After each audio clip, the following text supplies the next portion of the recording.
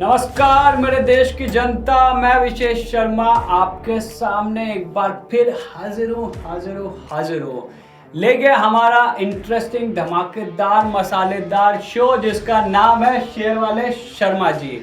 धमाकेदार मसालेदार इसके लिए क्योंकि यहाँ हम आपको ऐसी तड़कती भड़कती इंफॉर्मेशन देते हैं जो आपको बनाएगी प्रो ट्रेडर या सुपर इन्वेस्टर। तो आज हम किस बारे में बात करेंगे? आज हम बात करेंगे एक्चुअली एक नहीं दो चीज़ों के बारे में। मुझे कुछ टाइम पहले मेरे मेल आईडी पे एक मेल आया था जिसमें एक जनाब है नागपुर से। उन्होंने पूछा कि उन्होंने कुछ एक्स अमाउंट ऑफ स्टॉक लिए थे एक एक्स कंपनी के, तो उन्होंने बोला क्या उन्हें वो स्टॉक्स बेच देने चाहिए। जब ये सवाल आया तो मैंने सोचा चलिए इस बारे में कुछ बात करते हैं। एक कॉन्सेप्ट होता है स्टॉक एवरेजिंग आउट, उस बारे में मैंने सोचा चलिए आपसे बात किया जाए। और उसके साथ में आज मैं बात करूंगा आपके साथ how to book loss and how to ensure that they will benefit you.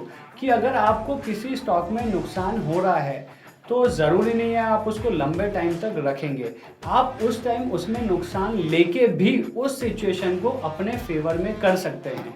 कैसे, यही तो बताएंगे शेयर वाले शर्मा जी। तो चलिए सबसे पहले बात करते हैं स्टॉक एवरेजिंग आउट की। तो दोस्तों क्या होता है, सपोज आपने एक कोई शेयर है 100 रुपये पे खरीदा, 100 रुपये पे लिया एंड अब आपको लग रहा है कि ये जाएगा 200 रुपये, मगर वो स्टॉक चला गया 50 रुपये पे। ठीक है, अब आप दुविधा में आ गए कि उसको बेचे कि ना बेचे, क्या करें। आपको नुकसान तो इस टाइम पे नॉशनल लॉस हो रहा है, मगर आपको कहीं ना कहीं यकीन है कि ये स्टॉक अच्छा है, आगे जाएगा, अभी शायद किसी स्थिति की वजह से नीचे की तरफ है। तो ऐसे में आप वो 50 रुपये पे भी कुछ स्टॉक्स खरीद सकते हैं। उससे क्या होगा, जो आपका एवरेज बाइंग प्राइस होगा, यानी कि जो एवरेज प्राइस जिस पे आपने वो स्टॉक खरीदा हुआ होगा वो 100 रुपये की जगह शायद 70-80 उस पे आ जाए, डिपेंडिंग ऑन आप कितनी क्वांटिटी खरीदते हैं। मतलब इसको थोड़ा सा और सिंप्लीफाई करता हूँ, आपने 100 रुपये पे 10 स्टॉक खरीदे, अब आप आ गए हैं 50 रुपये पे। तो अगर 50 रुपये पे भी आपको लगता है कि ये स्टॉक आगे बढ़ेगा और 100 रुपये का ज़्यादा जाएगा, प्रॉफिट आपको आने वाले टाइम में होगा, तो आप चाहे तो 50 रुपये पे आप और 10 स्टॉक खरीद सकते हैं और आपका जो एवरेज बाय प्राइस है वो बहुत नीचे आ जाएगा। फिर सपोज मान लीजिए आपका एवरेज बाय प्राइस हो गया 75, और उसके बाद जब वो स्टॉक फिर भागना चालू होगा आपके हिसाब से, उस टाइम फिर आप उसको अगर बेचना शुरू करेंगे तो जो आपका एवरेज बाय प्राइस होगा वो 100 रुपये नहीं होगा, वो होगा 75 रुपये। तो आपका जो प्रॉफिट है वो अच्छा खासा आपको मिलता जाएगा। ये स्ट्रैटेजी मैं ये नहीं कहता कि आप हर स्टॉक में लगाएं। देखिए कोई भी स्ट्रैटेजी, कोई भी रूल आप ब्लाइंडली फॉलो ना करें। आप ये सिर्फ उन्हीं स्टॉक्स में करें जिसमें आप बहुत ही कन्विंस्ड हैं कि ये स्टॉक, ये कंपनी फंडामेंटली बहुत स्ट्रांग है, मगर कुछ कारणों की वजह से जो शायद मार्केट रिलेटेड हो, उन कारणों की वजह से शायद ये कंपनी अभी डाउन है मगर आउट नहीं है। मगर ध्यान रखिएगा कौन सा स्टॉक एवरेज आउट करना है। हर वो स्टॉक जो नीचे गिर रहा है ज़रूरी नहीं कि वो आपको उस तरीके का प्रॉफिट आगे चल के देगा। हो सकता है कुछ कंपनीज के फंडामेंटल्स खराब हो जिसकी वजह से वो नीचे गिर रहा है, तो इस बात का खास ध्यान रखिएगा। तो ये थी बात स्टॉक एवरेज आउट की। अब जो मैंने आपसे कहा था दूसरा कॉन्सेप्ट, यानी कि आप कैसे लॉस बुक करके भी अपने जो है फेवरेबल सिचुएशन बना सकते हैं। तो दोस्तों वो भी हो सकता है और वो होगा ऐसे, सपोज आपके पूरे साल का हम और आप सभी जानते हैं कि जितना भी आपका कैपिटल गेन्स होता है उसके ऊपर आपको टैक्स भरना पड़ता है भारत सरकार को, कैपिटल गेन्स के ऊपर।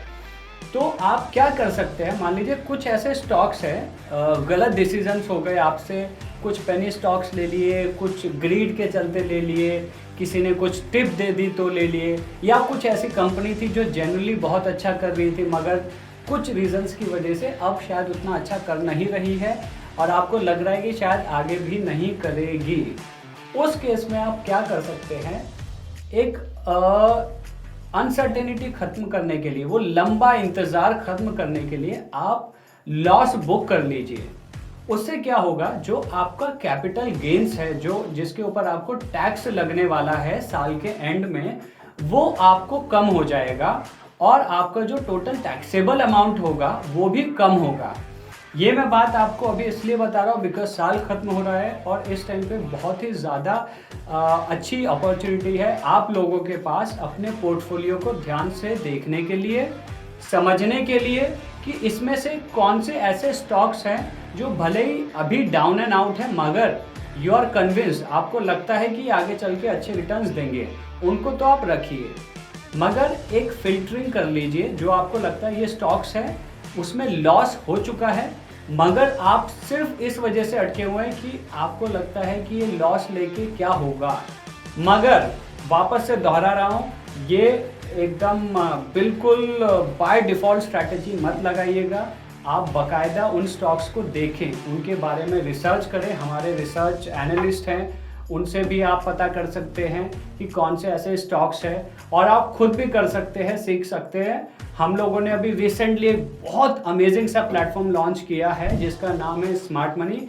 वहाँ पे आपको कुछ पैसा नहीं देना है, these are free of cost services. आप पढ़िए, क्योंकि मैं हमेशा ये मानता हूँ, पढ़ेगा इंडिया तभी तो इन्वेस्ट करेगा इंडिया। पढ़िए, उन स्टॉक्स को समझिए, उनके फंडामेंटल समझिए और आपको लगता है इनमें स्कोप नहीं है, उनको निकालिए, कैपिटल गेन्स में फ़ायदा उठाइए और ऐश करिए। और देखते रहिए शेयर वाले शर्मा जी के एपिसोड हर बुधवार और शुक्रवार शाम 5 बजे। जिन्होंने सब्सक्राइब नहीं किया है, बेल आइकन है, सब्सक्राइब कर लीजिए। आपको हमारा ये एपिसोड कैसा लगा बताइएगा ज़रूर यार, बहुत मज़ा आता है जब आपके अच्छे कमेंट्स में सुनता हूँ। और इसी के साथ अपना ध्यान रखिए, कोरोना का टाइम चल रहा है, जो लोग बुज़ुर्ग हैं 60 के अराउंड है प्लीज़ वैक्सीनेशन ले लीजिए। जिन लोगों को बीपी या शुगर रिलेटेड भी इश्यूज़ हैं उनको भी गवर्नमेंट वैक्सीन दे रही है, प्लीज़ जाके ले लीजिए। अपना ध्यान रखिए, अपने आसपास लोगों का ध्यान रखिए। शेयर वाले शर्मा जी को ज़रूर देखिए हर बुधवार शुक्रवार शाम 5 बजे। Stay bullish. Investments in securities market are subject to market risks. Read all the related documents carefully before investing.